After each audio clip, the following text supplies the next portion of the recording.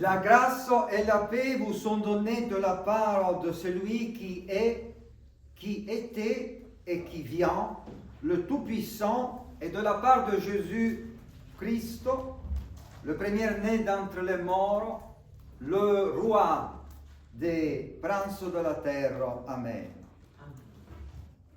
Chers frères et sœurs, le Seigneur Jésus est ressuscité. Cette proclamation inattendue a résonné aux oreilles des apôtres. Le ciel et la terre passeront, mais mes paroles ne passeront point. Ça, c'est aussi un peu Pâques.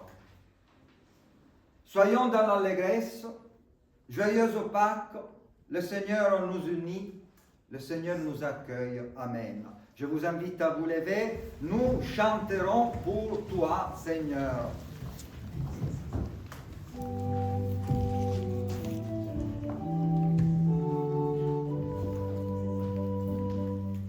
Nous chanterons pour toi, Seigneur, tu nous as fait revivre, que ta parole dans nos cœurs, à jamais nous délivre.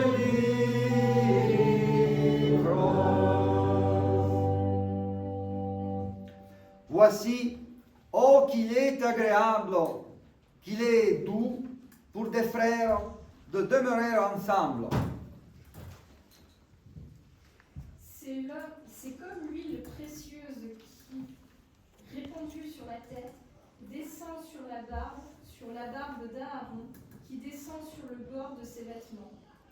C'est comme la rosée de l'Hermon qui descend sur les montagnes de Sion, car c'est là que l'Éternel envoie la bénédiction, la vie pour l'éternité. Vous tous, serviteurs de l'Éternel, qui vous tenez dans la maison de l'Éternel pendant les nuits, bénissez l'Éternel. Élevez vos mains vers le sanctuaire et bénissez l'Éternel. Que l'Éternel te bénisse de Sion, lui qui a fait les cieux et la terre. Seigneur ressuscité, tu nous accueilles aujourd'hui. Nous te rendons grâce pour ce temps de pause, de halte, de repos, où par ta parole tu nous invites à rentrer dans ton royaume, royaume de paix, d'amour et de résurrection. Amen. Le premier chant indiqué, vous le trouvez donc, Alléluia, 34, 11.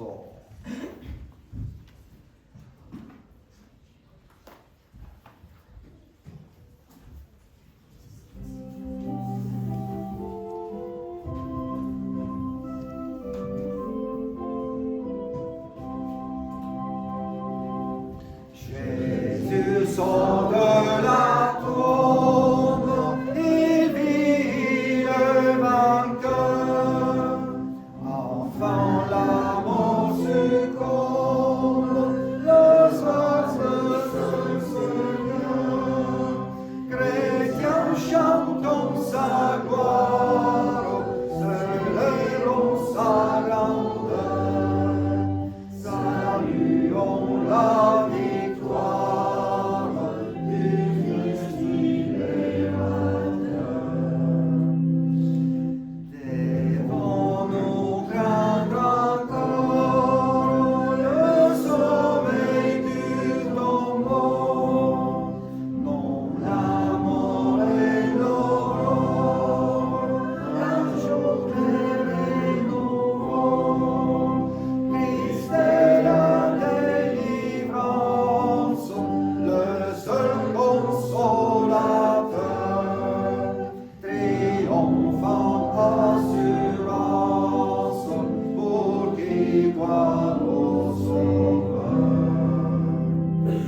Que la ferme espérance d'un éternel bonheur domine les souffrances, rassure-nous les cœurs, et qu'à la dernière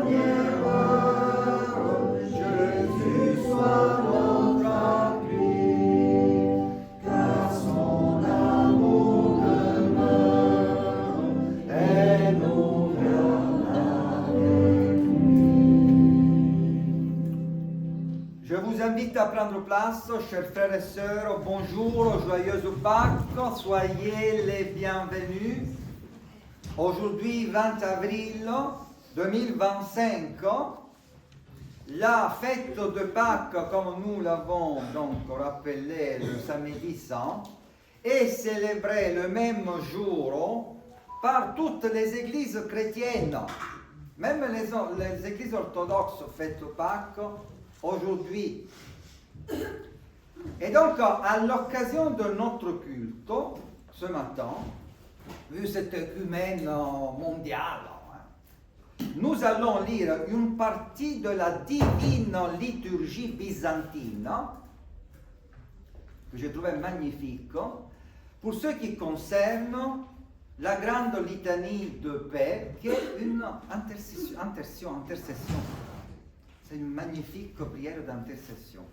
Et donc nous allons un peu la prendre et l'adopter pour ce jour de Pâques en communion aussi avec nos frères et sœurs orthodoxes. Je pense à tous ces chrétiens aussi qui se trouvent en Ukraine, aux soldats ukrainiens, aux soldats russes. D'autant plus que, si j'ai bien entendu, aujourd'hui, il devrait y avoir une trêve, il me semble. Donc, restons un peu par cette liturgie byzantine de la divine liturgie, donc la litanie de la paix, en communion avec tous ces frères et sœurs des églises orthodoxes.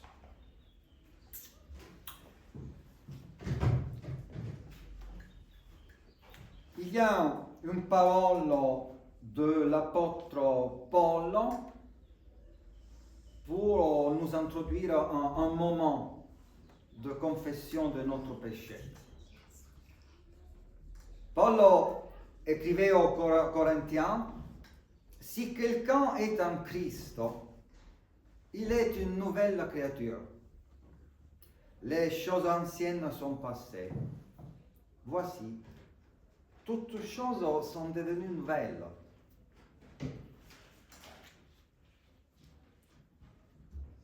Nous restons assis et nous chantons: si devant toi, nous ne sommes que poussière.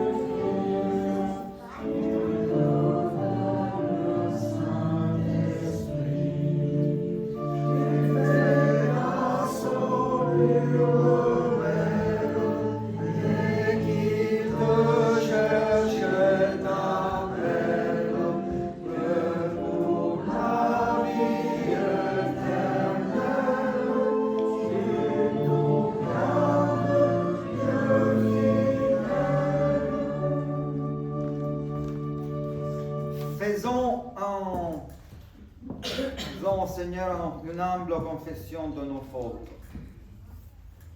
Dieu vivant, nous nous humilions de n'être pas devant toi un peuple débordant de joie en ce jour où nous célébrons la résurrection de ton Fils. Nous vivons, agissons et pensons comme si Jésus-Christ n'était pas ressuscité. Nous restons attachés à toutes nos habitudes, vieilles habitudes. Comme s'il ne nous avait pas délivrés des puissances qui nous accablent.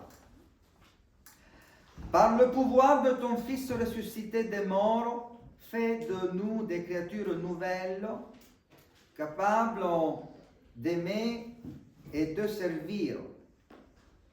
Accorde-nous de mourir en nous-mêmes pour vivre avec lui et pour lui, qu'ainsi nous soyons transformés à l'image de ton Fils Jésus le Christ, donne-nous la joie, Seigneur, de ton salut et de sa résurrection. Amen. Chers frères et sœurs, je vous invite à vous lever. Il y a une parole biblique que j'aimerais bien partager avec vous aujourd'hui, jour de Pâques. Celui qui écoute ma parole, dit Jésus, et qui croit en celui qui m'a envoyé a la vie éternelle. Il ne vient pas en jugement, mais il est passé de la mort à la vie. Béni sois-tu, ô Père, qui nous rend capables d'avoir part à l'héritage de Jésus-Christ. Tu nous as délivrés de la puissance des ténèbres et nous as transportés dans le royaume de ton Fils bien-aimé, en qui nous avons la guérison, la liberté et la force d'aimer. À toi soit la gloire et à Jésus-Christ notre Seigneur. Amen. Chantons avec reconnaissance au Seigneur pour le fait d'être déjà ici rassemblés en son nom, et en communion avec des milliers, des milliers, des milliers, des milliers de millions de chrétiens, parce que quand même il y a 2 milliards et 100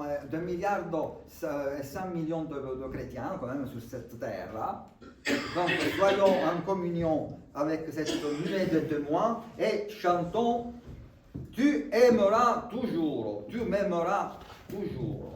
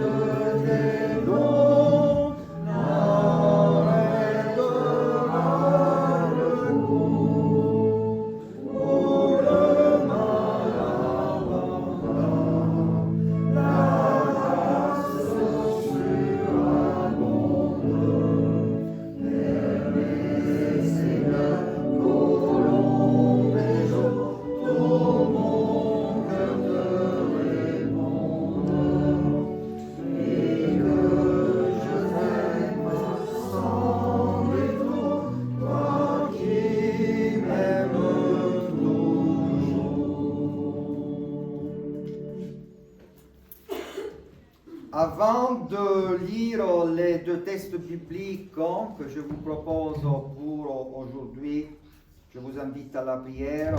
Seigneur, nous allons nous mettre à l'écoute de ta parole dans l'Écriture.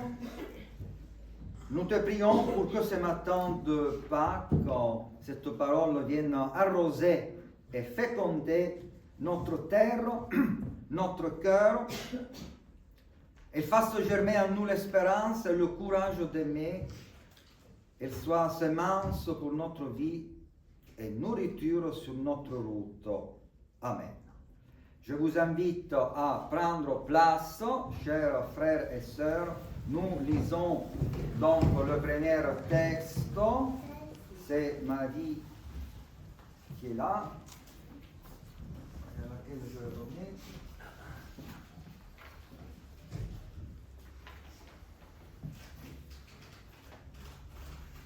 Actes des Apôtres 10, 34 à 43. En ces jours-là, quand Pierre arriva à Césarée, chez un centurion de l'armée romaine, il prit la parole. Vous savez ce qui s'est passé à travers tout le pays des Juifs, depuis les commencements en Galilée, après le baptême proclamé par Jean, Jésus de Nazareth. Dieu lui a donné l'onction d'Esprit Saint et de puissance. Là où il passait, il faisait le bien et guérissait tous ceux qui étaient sous le pouvoir du diable, car Dieu était avec lui. Et nous sommes témoins de tout ce qu'il a fait dans le pays des Juifs et à Jérusalem. Celui qu'ils ont supprimé en le pendant au bois du supplice, Dieu l'a ressuscité le troisième jour. Il lui a donné de se manifester non pas à tout le peuple, mais à des témoins que Dieu avait choisis d'avance, à nous qui avons mangé et bu avec lui après sa résurrection d'entre les morts. Dieu nous a chargés d'annoncer au peuple et de témoigner que lui-même l'a établi juge des vivants et des morts. C'est à Jésus que tous les prophètes rendent ce témoignage. Quiconque croit en lui reçoit par son nom le pardon de ses péchés. Et le deuxième texte, mais je n'ai pas encore trouvé un bénévole ou une bénévole, dans l'évangile de Jean. Est-ce qu'il y a quelqu'un qui veut venir le lire? Emmanuel. Jean 20, du 11 au 18. Après, je dis un mot pour le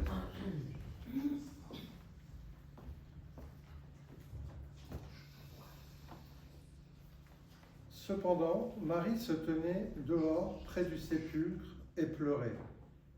Comme elle pleurait, elle se baissa pour regarder dans le sépulcre. Et elle vit deux anges, vêtus de blanc, assis à la place où avait été couché le corps de Jésus, l'un à la tête, l'autre aux pieds. Ils lui dirent, « Femme, pourquoi pleures-tu » Et elle leur répondit, « Parce qu'ils ont enlevé mon Seigneur, et je ne sais où ils l'ont mis. » En disant cela, elle se retourna et elle vit Jésus debout, mais elle ne savait pas que c'était Jésus. Jésus lui dit, « Femme, pourquoi pleures-tu? Qui cherches-tu » Elle pensa que c'était le jardinier, lui dit, « Seigneur, si c'est toi qui l'as emporté, dis-moi où tu l'as mis, et je le prendrai. » Jésus lui dit, « Marie !» Elle se retourna et lui dit en hébreu, « Rabboni », c'est-à-dire « maître ». Jésus lui dit, « Ne me touche pas, car je ne suis pas encore monté vers mon Père. Mais va trouver mes frères et dis-leur que je monte vers mon Père et votre Père, vers mon Dieu et votre Dieu. » Marie de Magdala alla annoncer aux disciples qu'elle avait vu le Seigneur et qu'il lui avait dit ces choses. Avant de chanter le cantique indiqué 34-29, je voudrais dire une parole aux enfants. Je vois qu'il y en a plusieurs. J'en vois trois. Les enfants, venez ici. Aujourd'hui, c'est le jour de Pâques. Venez ici, je vous montre un truc. Venez ici. Mettez-vous ici. Aujourd'hui, c'est quel jour? C'est quel jour aujourd'hui? C'est Pâques. Ok? Pâques, c'est une fête chrétienne très importante. Est-ce que vous connaissez aussi une autre fête chrétienne?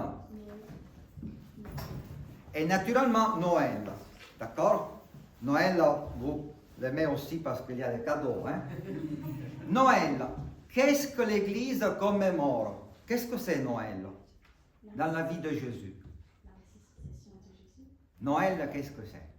Presque. Noël.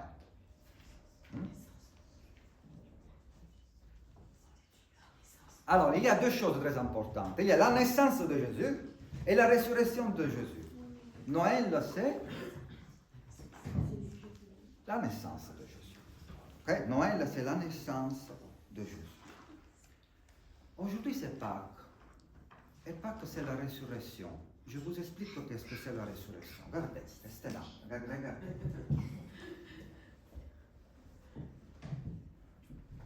Le vendredi, Jésus a été tué par les méchants. Ça, c'est le vendredi saint. Après le vendredi, donc il était enseveli. D'accord? Après, il y a le samedi où rien ne se passe. Et le dimanche,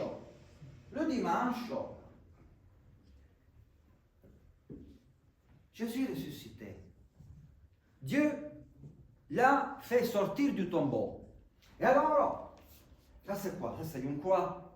Et alors, la croix, maintenant, elle est comme ça. Il n'y a plus Jésus, parce qu'il est ressuscité. Jésus est vivant. Et il est où maintenant? Il est au ciel. Il est au ciel et il nous protège. D'accord? Donc, Noël, la naissance de Jésus. Pâques, la résurrection de Jésus. Il n'est plus cloué à une croix. Il est vivant. Il est notre ami. Il nous protège. Il fait en sorte que tout se passe bien. Parfois, il nous fait rencontrer des gens drôles. Parfois, il nous fait rencontrer des gens qu'il faut supporter. Parfois, on est triste. Mais à chaque fois, il vient pour nous dire, tu avais raison d'être triste. Mais maintenant, gardons devant nous. Je suis ressuscité et je vais te montrer le chemin de la vie et de la lumière. Ok? Pâques, jour de la résurrection. Et moi, c'est pourquoi je vais la laisser ici pour nous rappeler que Jésus est ressuscité. Il n'est plus sur la croix. Alors, chantons un cantique de résurrection. Vous pouvez retourner à votre place. Merci pour votre collaboration. 34-29. 34-29.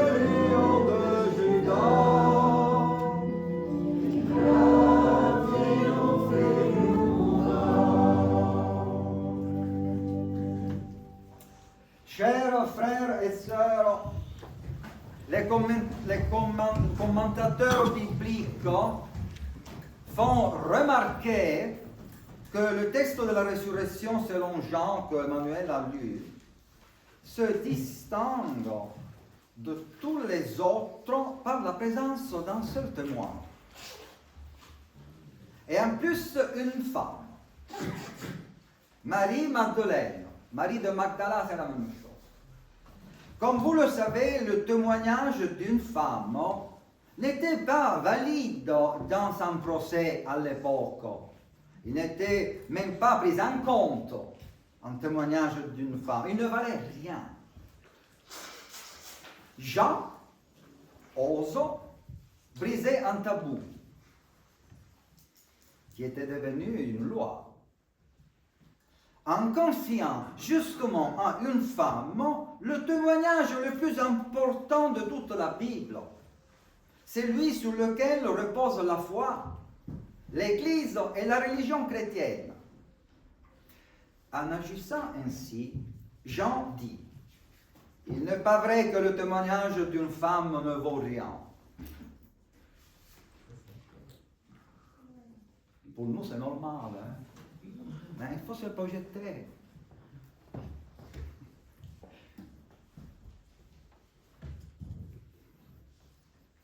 Au contraire, dit Jean, il vaut énormément, il vaut plus que tous les autres. Une femme donc choisit Jésus, une femme comme témoin de l'événement clé de toute la mission.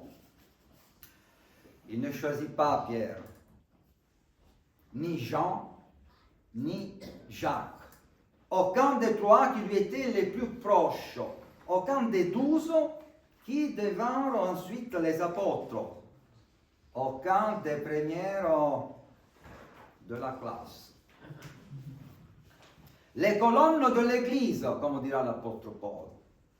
Mais la dernière roue du carrosse, si on peut dire comme ça, une femme. Et quelle femme!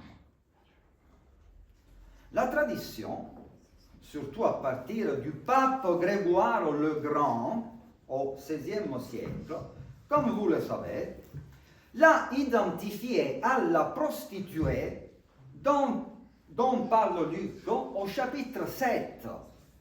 Au chapitre 7, au moment de l'onction. Il n'y a pas de preuve à l'appui, mais aucune preuve contre non plus. Cela pourrait être le cas. D'autant plus que Jésus avait dit, les publicains et les prostituées entreront avant vous dans le royaume de Dieu.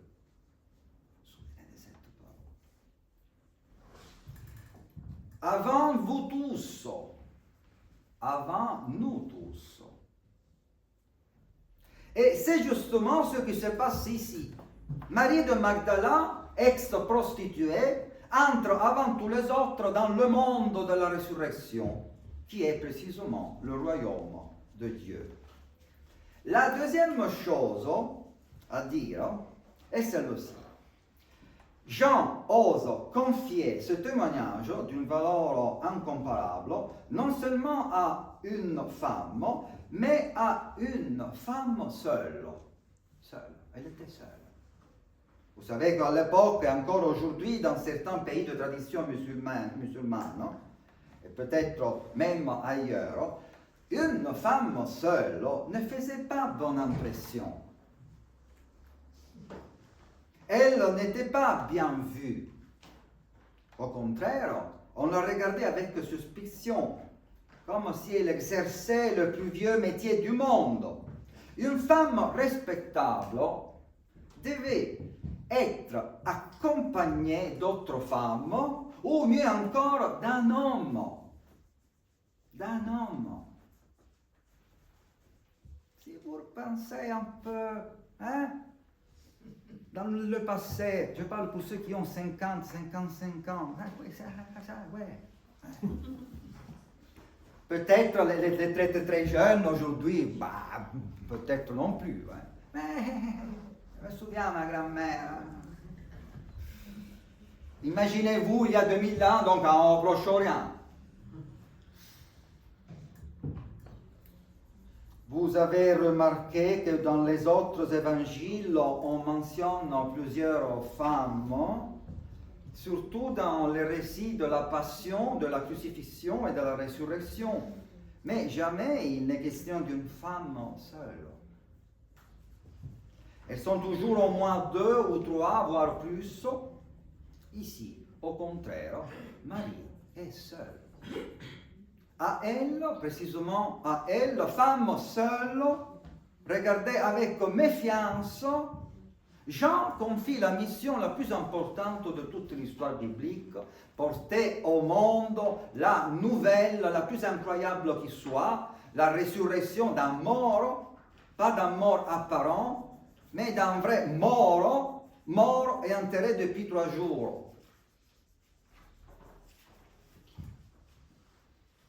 Ils faisaient des tremblements de terre, les évangélistes. Il faut aller un peu aller voir ces tremblements. Parce que pour nous aujourd'hui...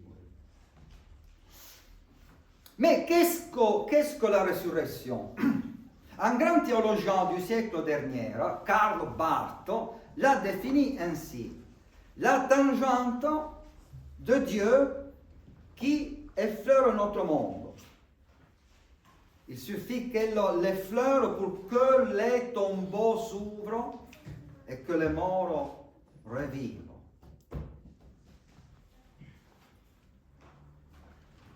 C'est cela que fait Jean. Il place sur les épaules fragiles de cette femme seule tout le poids, mais aussi tout le privilège de porter au monde cette tangente de Dieu qui a frôlé notre réalité. De cette manière, Jean brise un autre tabou et dit « Ce n'est pas vrai qu'une femme seule ne vaut rien. Elle vaut énormément. Cette Marie, femme seule, devient la femme la plus importante de toute la Bible, avec l'autre Marie. »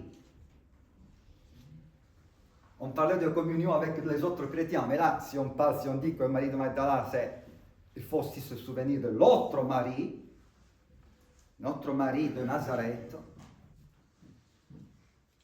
Elle aussi, celle de Nazareth, elle est aussi, au fond, une femme aussi seule. Ainsi, vous le voyez, deux femmes seules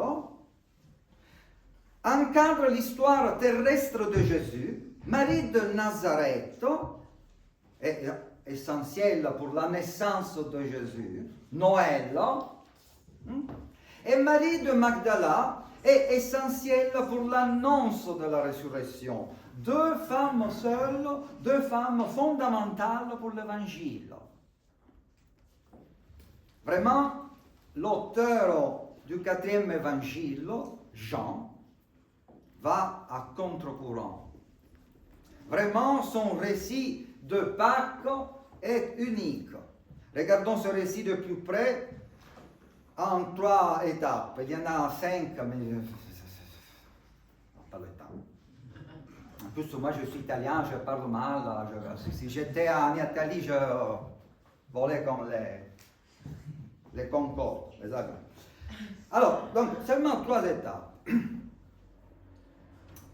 Première étape, aux pleurs causés par la mort de Jésus s'ajoutent dans le cœur de Marie les pleurs dus à la disparition du corps de Jésus.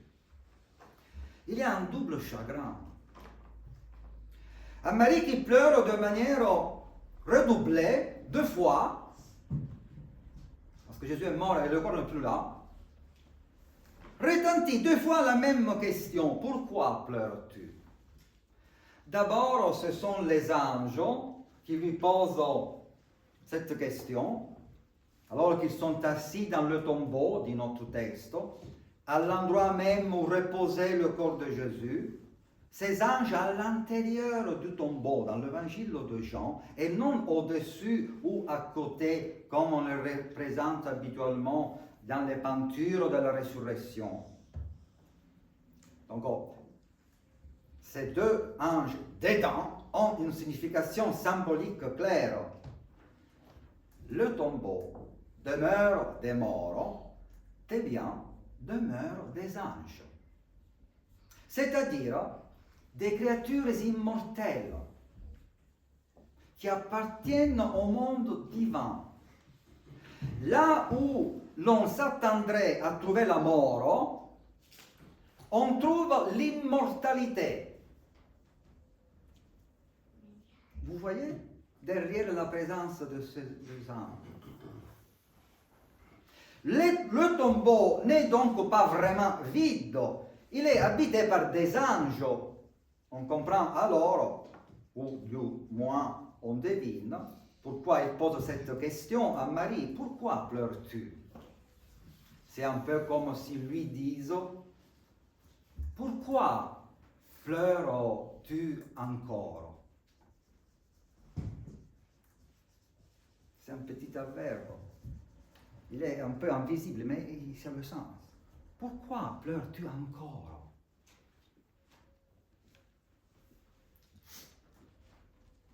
Mais Marie continue de pleurer. Pourquoi? Il faut se poser la question. Chers frères et sœurs, il me semble pour une raison très simple. Parce qu'elle ne sait pas que Jésus est ressuscité. Jésus est ressuscité, mais elle ne le sait pas encore. Si elle le savait, ses larmes cesseraient immédiatement. La résurrection a déjà eu lieu Mais pour Marie, c'est comme si elle n'était pas encore arrivée. Et cela nous arrive aussi. Vivre comme si la résurrection n'était pas encore arrivée. Comme si elle n'avait pas encore eu lieu. Comme si la tangente de Dieu était passée bien au-dessus de notre monde, sans même le frôler, sans toucher notre vie. Cela semble être déjà arrivé au 1er siècle, à l'époque apostolique, de oublier. L'apôtre Paul a dû faire cette exhortation singulière à son disciple bien-aimé Timothée. Souviens-toi de Jésus-Christ ressuscité des morts, lui dira. Suscité, réveillé d'entre les morts. C'est sans aucun doute, le plus grand danger que court la foi chrétienne depuis sa naissance, depuis ses origines. Oublier la résurrection. Timothée, souviens-toi de Jésus-Christ ressuscité. Presque tous les dimanches, et pas seulement le jour de Pâques, dans les églises orthodoxes, et on revient à cette communion d'aujourd'hui, l'officiant proclame « Jésus-Christ est vraiment ressuscité ». Notre monde, notre vie serait profondément différent si nous nous rappelions chaque jour que la résurrection a déjà eu lieu. Que cette lumière, la lumière de Pâques, brille à jamais dans les ténèbres de la nuit. Pourquoi pleures-tu encore? C'est la première étape.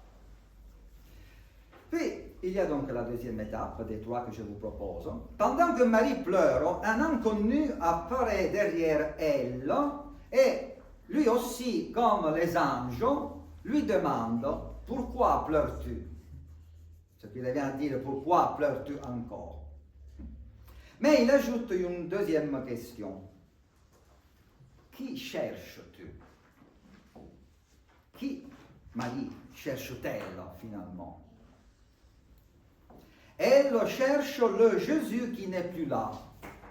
Celui qui était, celui qu'elle avait rencontré, celui qu'elle avait connu, celui qui l'avait pardonné, libéré, accueilli parmi ses disciples, et qu'elle avait aimé comme elle n'avait jamais aimé aucun autre homme, peut-être le premier homme que Marie avait vraiment aimé. Oui. Mais maintenant, ce Jésus qu'elle cherche n'est plus là. Même pas dans le tombeau, pas même dans le tombeau où il avait été déposé. Il n'est plus là du tout, ce Jésus-là. En aucune manière. C'est pourquoi on aimerait dire à cette femme en larmes, Marie, ne cherche pas le Jésus qui n'est plus. Si c'est lui que tu cherches, tu ne le trouveras jamais. Qui cherches-tu? C'est une bonne question aussi pour nous. Car c'est le risque que nous courons tous un peu, chercher un Dieu qui n'est pas là.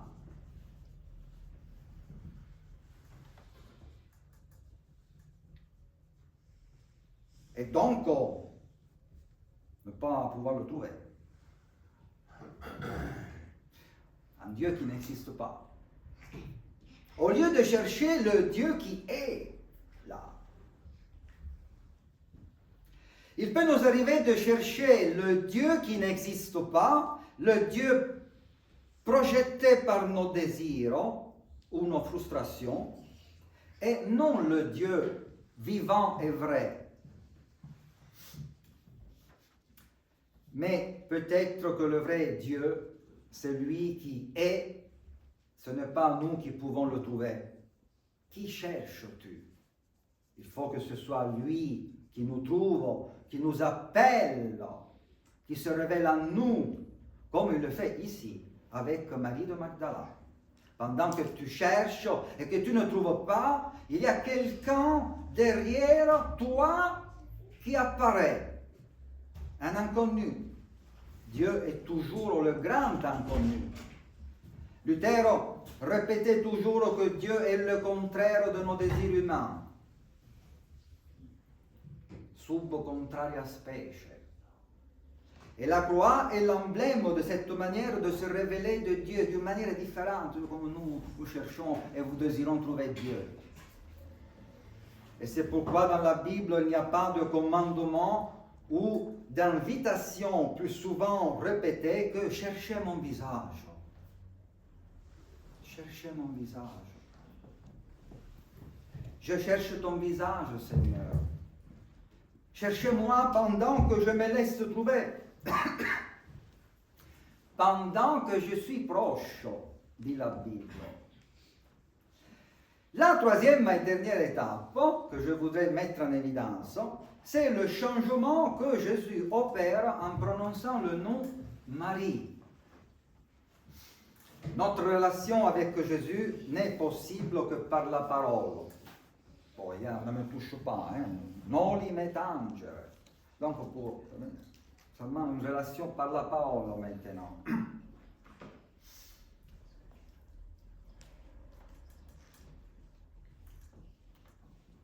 Mais pas par une parole quelconque, par une parole unique plutôt, ton nom, Marie, Antoine, Frédéric, Isabelle, Catherine, Stefano, ou Stéphane. Peut-être qu'il parle l'italien parfaitement, notre Seigneur Jésus. Une parole unique, ton nom. Marie. Vous avez sûrement remarqué que ce n'est pas la voix de Jésus qui permet à Marie de le reconnaître, mais seulement son nom. Bon, repensez au texte. Pourquoi pleures-tu? Elle pensait que c'était le jardinier. Marie. Il y a beaucoup de femmes qui s'appellent Marie, mais chacune est unique. Marie de Magdala est unique, elle aussi. C'est cette parole unique qui ouvre les yeux. Elle voit enfant, elle comprend enfant, elle croit enfant et elle est submergée par une joie indescriptible. C'est une sorte de résurrection aussi pour elle. Ce n'est donc pas une parole quelconque, mais la parole qui te cherche à toi, te trouve, t'appelle, te saisit pour toi, dans ton histoire, dans ta vie. Cette parole qui te saisit, et tu la saisis aussi, elle te saisit en retour.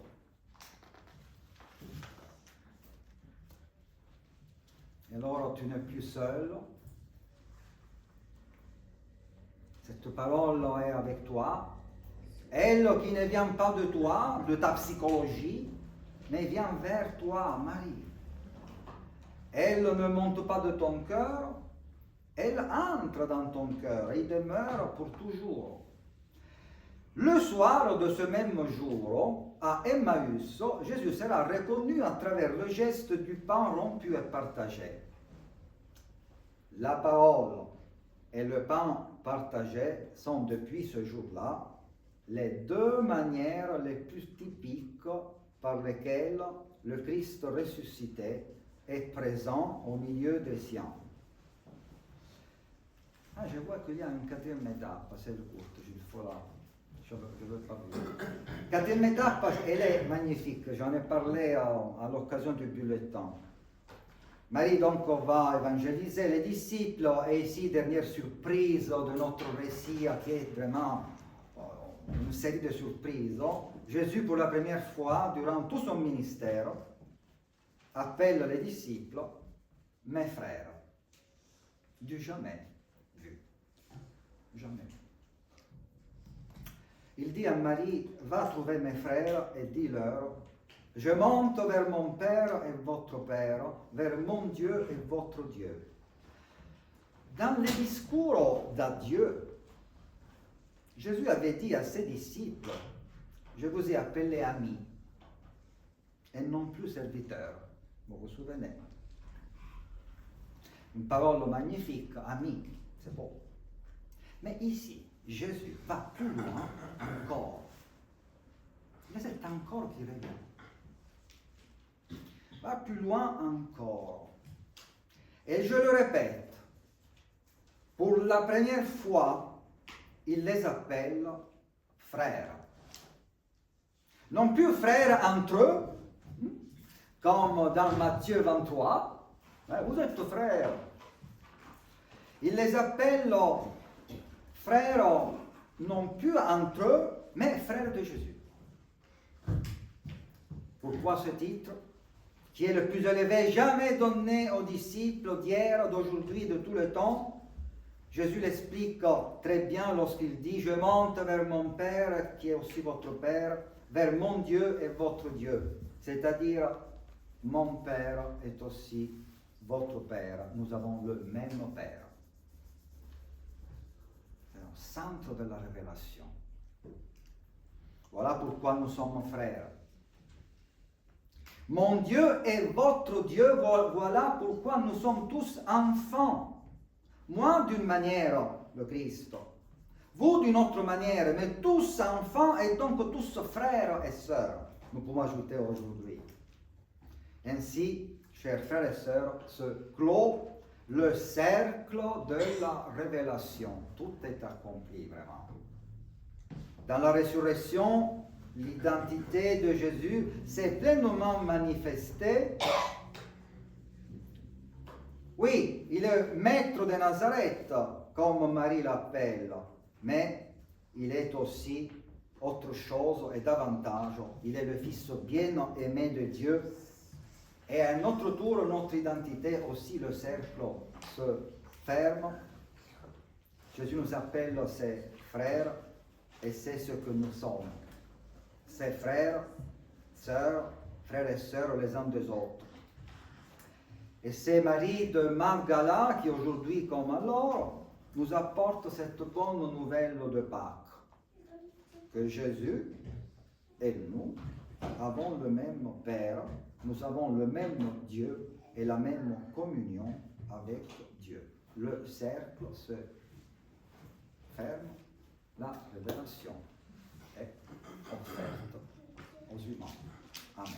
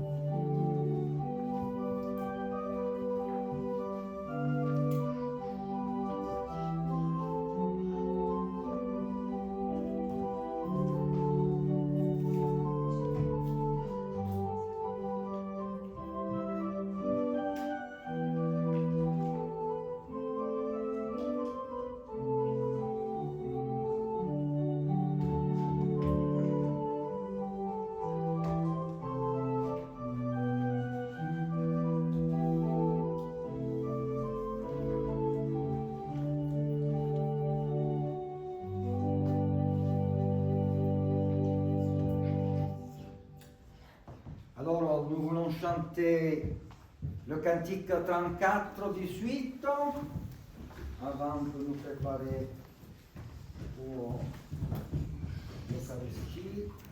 34, 18.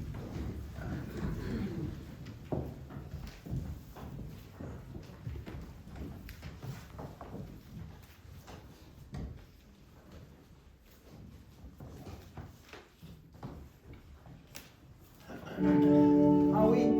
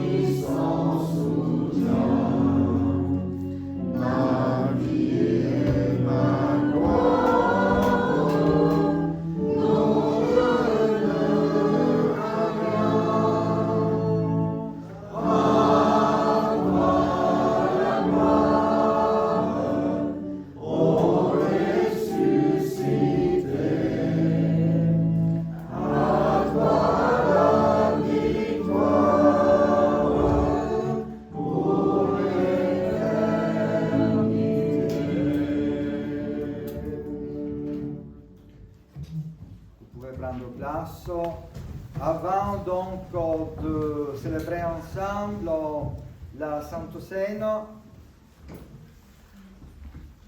le président, je crois qu'il est parti, il me semble. Oui. Alors,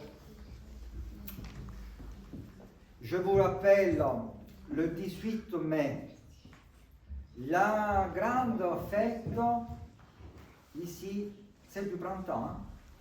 Parce que je veux dire, la fête du printemps est la fête de l'amitié. Il ne faut pas oublier que je suis au milieu.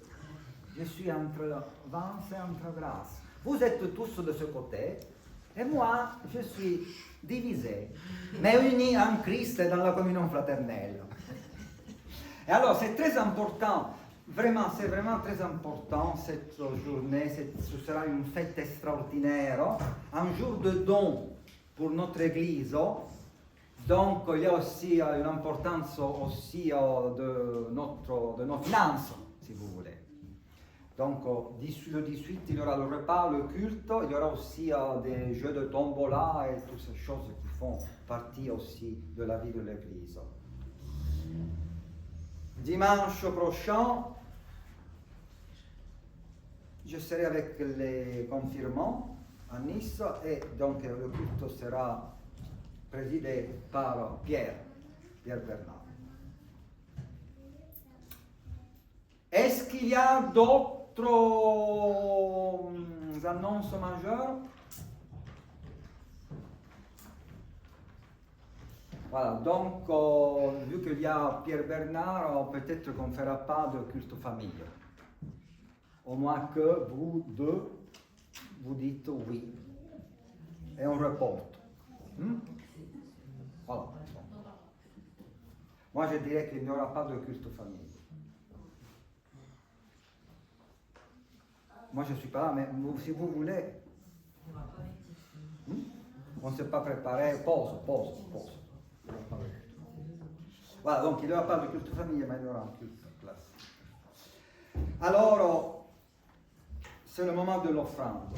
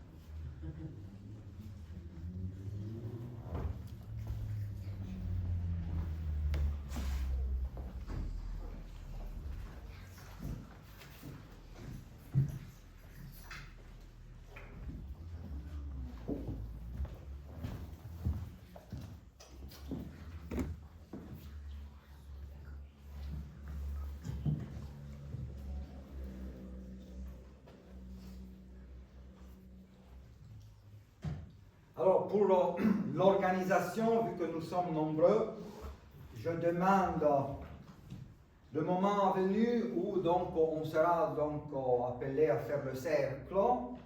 Je demande à Emmanuel d'enlever les deux pupitres. Les deux pupitres, quand on sera là, si tu peux nous donner un coup de main, et tu les mets dans la sacristie. D'accord? Quand je vous appelle pour faire le cercle, tu prends les deux pupitres et tu les mets dans la sacristie.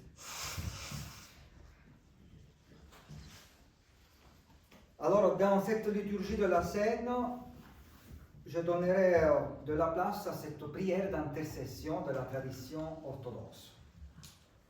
Mais tout d'abord, chers frères et sœurs, nous lisons le texte de l'institution. L'apôtre Paul dit aux Corinthiens: voici l'enseignement que j'ai reçu du Seigneur et que je vous ai transmis. Le Seigneur Jésus, dans la nuit où il fut livré, prit du pain. Après avoir rendu grâce, il le rompit et dit: ceci est mon corps qui est donné pour vous.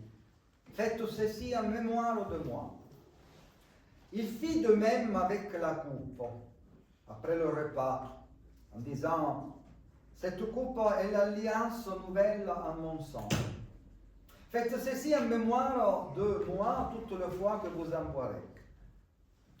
Ainsi, toutes les fois que nous mangeons ce pain et que nous buvons à cette coupe, c'est la mort du Seigneur que nous annonçons jusqu'à ce qu'il vienne. Chantons le spontané, le premier spontané, même si le deuxième est beaucoup plus joli. Premier.